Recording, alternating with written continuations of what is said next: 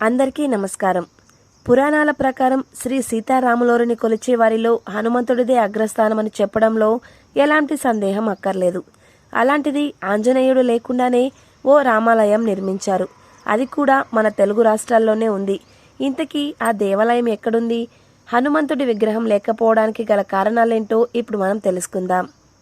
మన తెలుగు రాష్ట్రాల్లో శ్రీ సీతారాములోరి పేరు చెప్పగానే అందరికీ టక్కున గుర్తొచ్చేది భద్రాచలం, మరొకటి కడప జిల్లాలోని ఒంటిమిట్ట రామాలయం. ఈ ఆలయాలకు ఎంతో విశిష్టత ఉంది. చరిత్రను పరిశీలిస్తే ఈ రెండు ఆలయాల్లో ఒకదానిని తానీషా ప్రభువుల కాలంలో రామదాసు నిర్మిస్తే, మరో ఆలయాన్ని త్రేతాయుగంలో జాంబవంతుడి కాలంలో నిర్మించినదిగా పెద్దలు చెబుతారు. వీటిలో ఒంటిమిట్ట రామాలయానికి ఎంతో ప్రత్యేకత ఉంది. ఈ ఆలయానికి 3 ప్రధాన ద్వారాలు ఉంటాయి. ప్రధాన గాలిగోపురం ఉత్తర దిక్కులోను, దక్షిణ దిక్కులో చిన్న గాలిగోపురాలు ఉంటాయి. ఇదిలా ఉండగా ఈ దేవాలయంలో మనకు హనుమంతుడి విగ్రహం కనిపించదు. సాధారణంగా రాములోరి విగ్రహం ఎక్కడుంటే అక్కడ ఖచ్చితంగా ఆంజనేయుడి విగ్రహం లేదా ఫోటో అయినా కనిపిస్తుంది. అయితే ఈ గుడిలో హనుమంతుడి విగ్రహం ఎందుకు లేదు? అందుకు కారణాలేంటో, ఆసక్తికరమైన విశేషాలేంటో ఇప్పుడు మనం తెలుసుకుందాం. కడప జిల్లా ఒంటిమిట్టలో ఉండే కోదండ రామాలయంలో మనం ఎంత వెతికినా హనుమంతుడి జాడ కనిపించదు.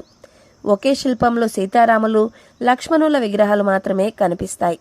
పురాణాల ప్రకారం మృకండు మహర్షి, శృంగి మహర్షి భక్తి శ్రద్ధలతో శ్రీరాముడిని ఆరాధిస్తారు.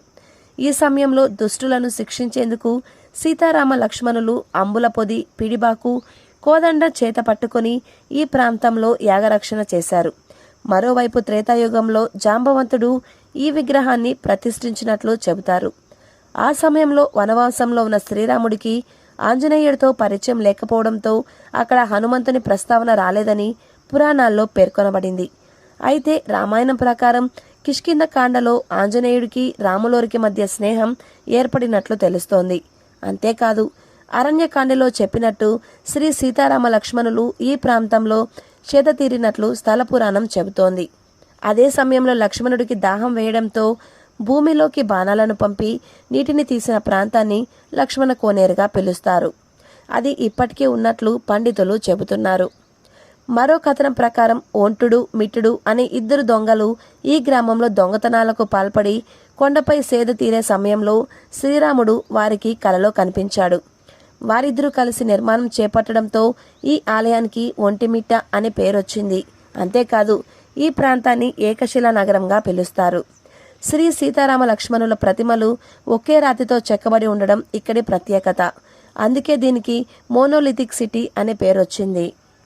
ఒంటిమిట్ట రామాలయంలో బ్రహ్మోత్సవాల్లో భాగంగా మొదటి రోజున ధ్వజారోహణం, పోతన జయంతి, శేషవాహన సేవ, రెండో రోజున వేణుగాన అలంకారం, హంసవాహన సేవ, మూడో రోజున వటపత్ర సాయి అలంకారం, సింహవాహన సేవ, 4వ రోజున నవనీకృత అలంకారం, హనుమంత వాహన సేవ, 5వ రోజున మోహిని అలంకారం, గరుడ సేవ, 6వ రోజున శివధనుర్బాణ అలంకారం, శ్రీ సీతారాముల కళ్యాణం, గజవాహన సేవ, 7వ రోజున రథోత్సవం, 8వ రోజున కాళీయ మర్దన అలంకారం, అశ్వవాహన సేవ, 9వ రోజున చక్రస్థానం, ధ్వజావరోహణం, చివరిగా 10వ రోజున పుష్పయాగం ఇక్కడ నిర్వహిస్తారు.